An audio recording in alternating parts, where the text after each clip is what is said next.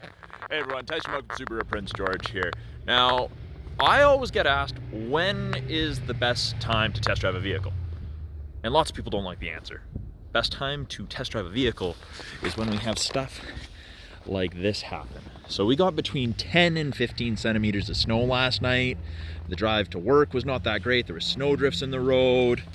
So anytime you have inclement weather, that's the ideal time to test drive. You live in a winter climate like Prince George here, come out. Now I know chances are, if you're wanting to upgrade to a Subaru, it's because you don't have an easy time getting around in the winter. Make the trip down, call us here. I'll come pick you up for a test drive you down here, get you a lift home after if you decide it's not the vehicle for you. That's not a problem. But anytime there's any inclement weather, that's really when you should be test driving. Everything drives beautifully on a beautiful summer day.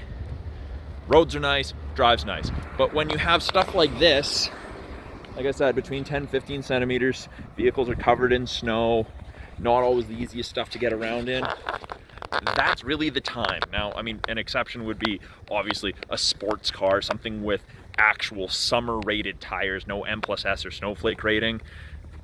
That's a little different. You want to try that on a little nicer day. Chances are a dealer's not going to let you go out in a summer rated tire. And most of our product has M+S rated snow tires or all season tires, so you're good to drive in the winter. So short point, drive it when it's crappy out, see how it performs, and then when you put better tires on it, you know it's going to perform better. So I'm Tyson Moak from Subaru Prince George. Talk to you guys soon.